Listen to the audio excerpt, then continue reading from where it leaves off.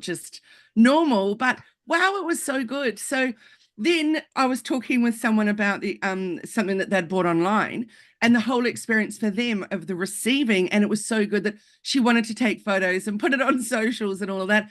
So last night I was just thinking again about the importance of that experience for the customer, whatever it is that you're offering. Yeah. It's so funny that you say that because I've had two very contrasting experiences like that. We went to a restaurant on Friday, first time Italian restaurant. Shout out to Stella in Brisbane and Bulimba. I've got to tell you, it was the best Italian restaurant end to end I've had in Brisbane for a very, very long time. But again, Wow. we walked in and we were the first ones in the restaurant because we ate very early because it's a mother-in-law's friend's mother-in-law's birthday. But they treated us like family. They were having a chat to us. They talked to us. They were so amazing. And the food was exceptional. And that whole end-to-end experience, so much so I did a review. And I don't do Google reviews. Yeah. And I did a Google review with photos and everything because it was such a great experience. And then on the flip side, I like my shoes. I love my shoes. When a particular shoe comes out from a particular store, I'm like, bam, I need to buy it. So I did that last Saturday. I got shipped the wrong size. I Oh, called and they said, well, you bought it on PayPal through PayPal because I didn't have my credit card with me at the time. So I had to do it through PayPal. Oh, so we have to do a return voucher. And so you have to take photos and send us to show you that they're the wrong size. And then we'll give you the return voucher and then we'll show you how you can do that. And I said, but what happens if I don't get an 11? There are 11s, not very many out. Oh, you'll need to go and buy another pair now to make sure you get them. So I was like, oh I'm annoyed no. by this, but I will. And then they shipped the wrong size again. So last week, I spent an inordinate amount of money on 3 pairs of shoes, none of which actually fit me. So That's I'm now hoping the third pair I've ordered actually come and are the right size. And we're joking about the fact that maybe I need to buy fourth time to get an 8, a 9, a 10, and finally an 11. But the customer experience person said, I can't escalate this to anyone. I'm sorry, I have no manager I can escalate it to. You'll just have to wait and see. Like there was nothing. And the local store in Australia, I'm not going to name who they are, but the local head office doesn't have a customer service number. There is no one that you can speak to directly at that store about issues. I went into a store and they said, no, you have to call the customer number. And they just go, talk to us on WhatsApp.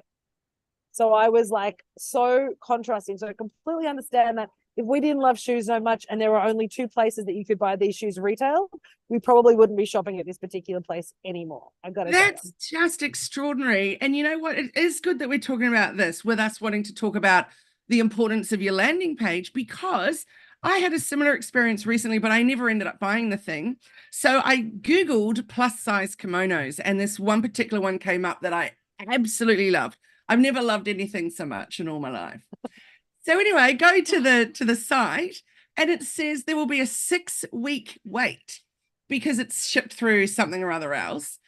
It's an Australian company with their warehouse in Australia. 6 weeks? Like that takes us into winter.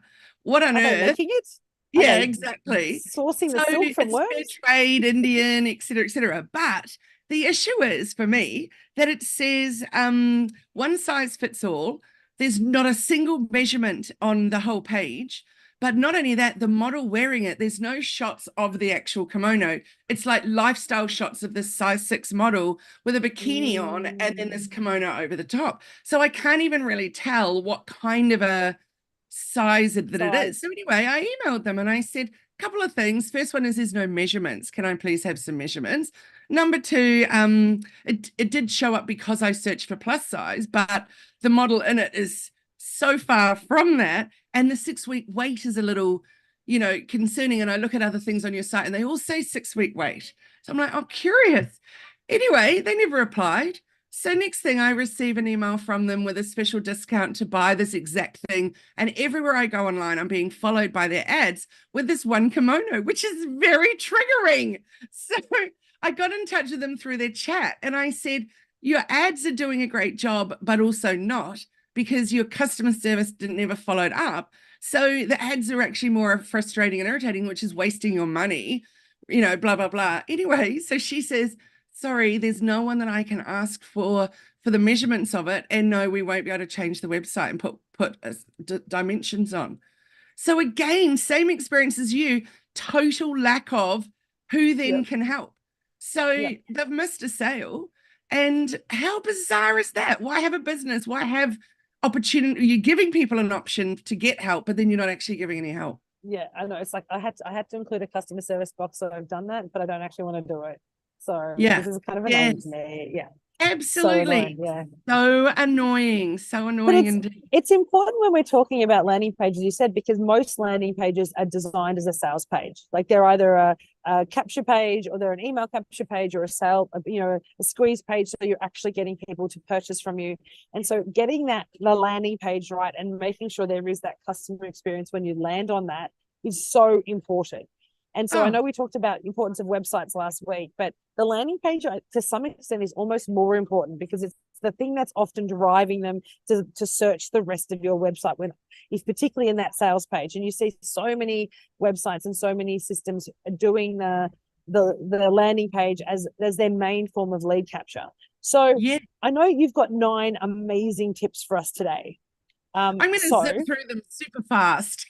Oh no, I'm very excited because I had a look at them before we chatted, and they are so important, and they're just really simple things that people can do. And if you follow these 9 steps when you build your landing page, it's going to increase your likelihood of conversion, I believe. Absolutely. And let's just say we're not necessarily talking about landing page like to book out a course, that you'd go through a platform building a landing page. We're talking about really the home page of your website. And if you have a one-page website, this is even more important that you make sure that you have all of this.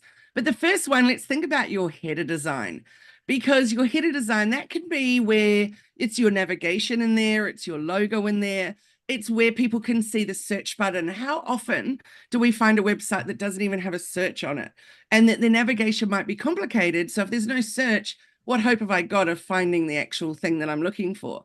So that header is really important. Also, you can often put a little banner up the top if you're going to be having a delay with shipping, or if you're going to, if you've got a special sale on or something. So that header is super important, but strip it back. So my top tip there is stripped down header design, because we don't want so much in there that we can't actually see what it is that you really want to showcase there.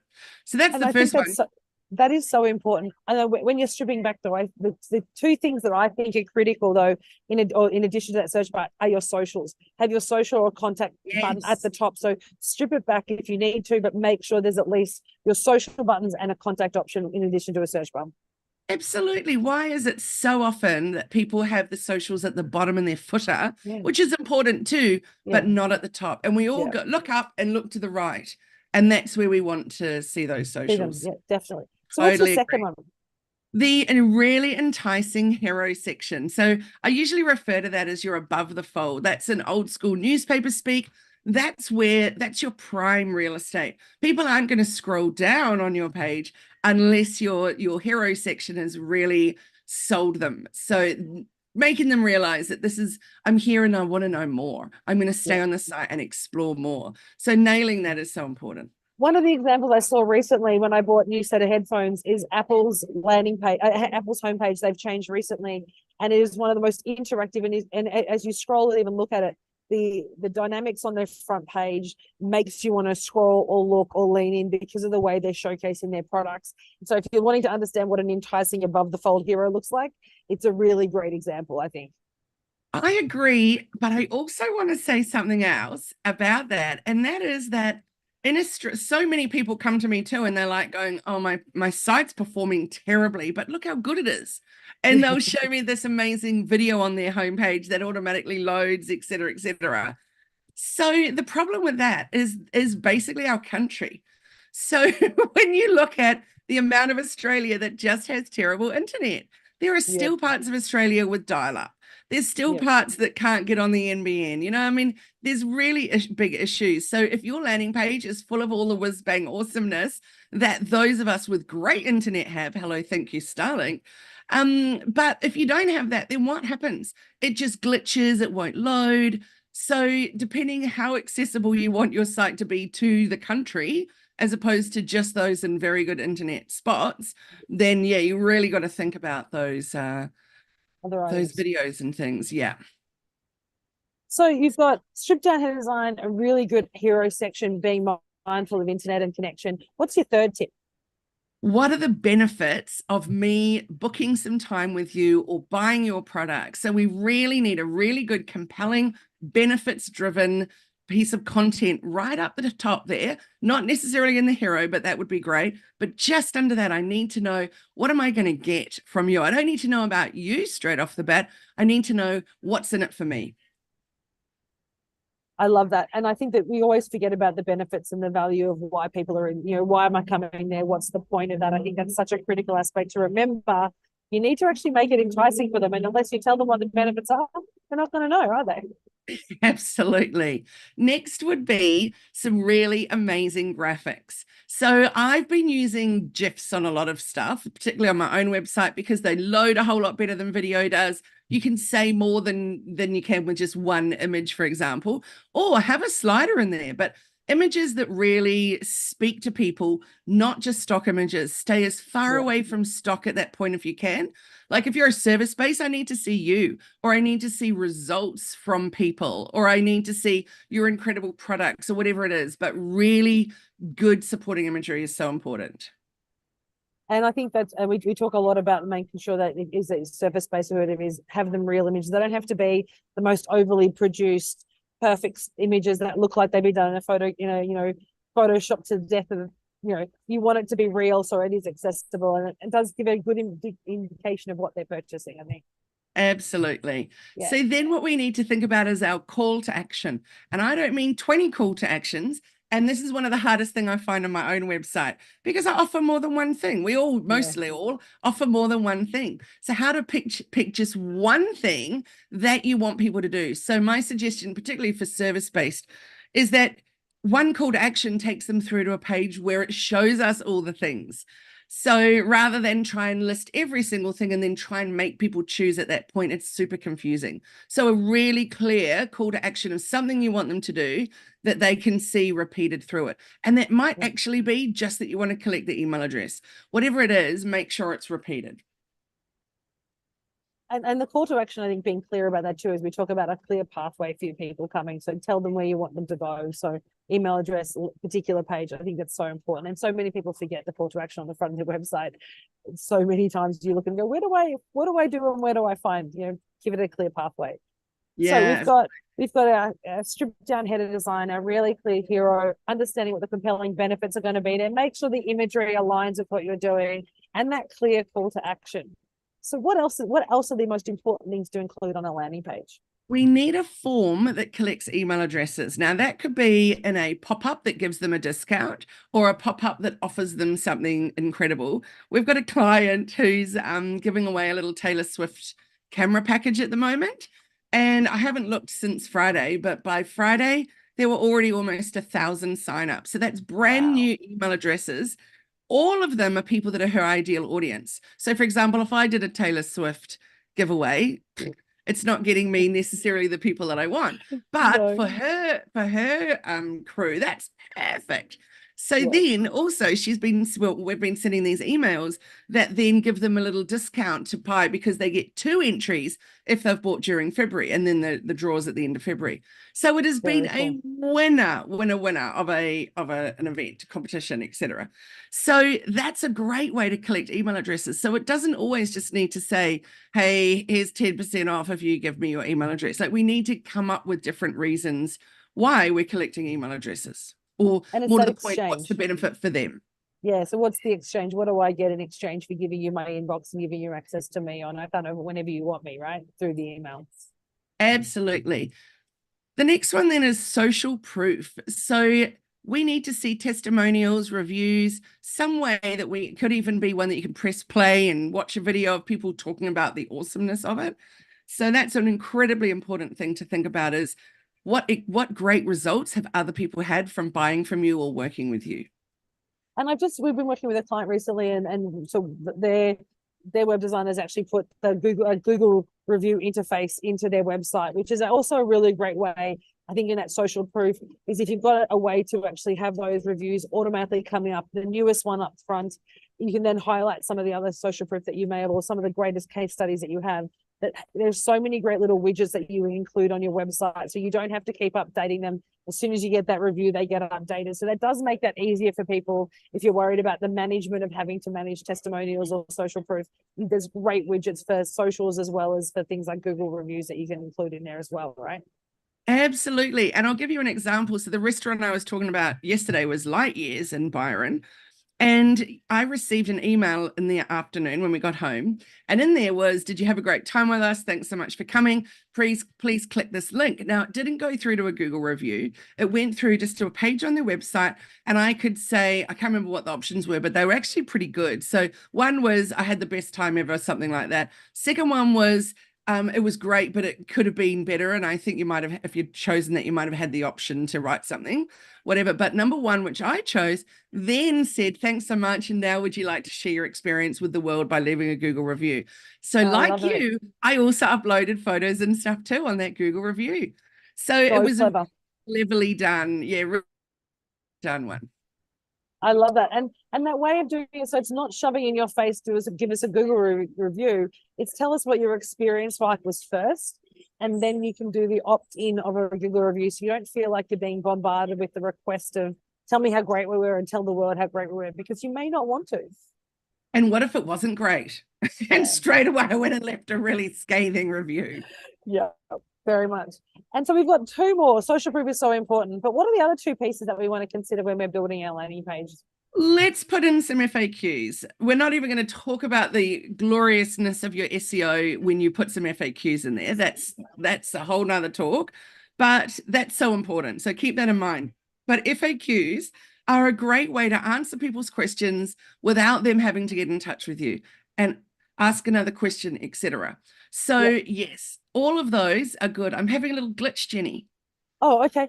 So I know there's one more that Kylie was looking at. So we've gone through 8 of the most amazing key things, not just tips. These are requirements to make a really good landing page. And Kylie, being our digital marketing expert here, has gone through our 8 tips. So we've got stripped down header design. So making sure you're not overloading your header with extra bits and pieces, but also utilize it in a really good way. So if you have an offer, or if you've got a discount, or even delayed shipping, use the header to share information. The second one, make that a hero space enticing. Make sure it's a really clear, enticing hero section that is going to capture the people as soon as they land on that page. Making sure you're demonstrating the benefits and the compelling benefits. Why is your product or service what people are looking for? And how do you demonstrate that value on your website through your words or your imagery or your call to actions? And that goes into our 4th and 5th requirements for a great landing page, as good, clean imagery that relates to the product or service that you're selling. If possible, getting real images, try and avoid using stock images, and make sure they relate to the customers or your customer market that you're looking at, and make sure there's a clear call to action. So what are you asking them to do? Go to another product page, provide an email, purchase your product, whatever that call to action is. Make sure there's a continual single call to action throughout the page so that people know what you want them to do. The last 4 tips are really important though, and this is going to really bring it all together. Make sure there's a form that you can capture that email. Getting email addresses is a really great way to grow to your database, and you can remarket to them. So whether it's a giveaway or a call to action or a PDF download, something that's actually going to enable people to get value from your website and want them to give you that email address. 7, we talked about social proof, so testimonials, Google reviews, and making sure people can see that there's value in the benefits of using your product or service. FAQs to tell them some of the tips. When can I buy? How long shipping? What are your return policy? How long do you have to wait? When my next program is launching? Whatever it might be, those FAQs are really critical to really align what you're doing.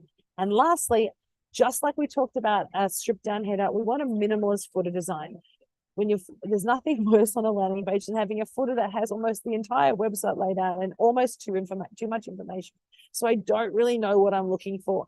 A nice stripped down header design allows you to be clear around what your customer's wanting. You might have your socials, your contact details, maybe your T's and C's, and a navigation plan. But thinking about how you're going to strip down that header design. If I'm trying to get in contact with you, I need to be able to find that really clear. So these sort of 9 tips that Kylie's making, and she sent me a message saying that she's still got some glitches at her end. So the idea of these 9 tips for your, or must-haves for your landing page, is to really provide you clear direction so you can build a compelling landing page, front page of your website, or even a sales page that's going to capture your audience, going to commit them and make them go through your landing page. But importantly, have somewhere for them to go. What's your call to action? Capturing their email addresses and ensuring you're demonstrating your benefits. when you can align a really clear landing page or front page, what it will allow you to do is really keep your audience on the page. So remember, when they come to your website, you want people to stay on your website or your landing page as long as possible. So the more information you can provide in that space, the more they will scroll down, and the more likely they're going to give you that email address, purchase that product, or actually follow through that call to action. So I have a note from Kylie saying that she's still got some glitches. So we might wrap it up there today. I hope that's been of value to you. I hope that's provided you an opportunity and a bit of a invitation to everyone. Take a look at your front page or your homepage on your website or one of your landing pages and go through those 9 tips and see whether you are meeting those needs on your website or your landing page. If you're not, it's a really great opportunity to add that FAQ, put in that call to action, or maybe just tweak your images on your page. Thanks you so much for joining, everyone. Really appreciate you being here.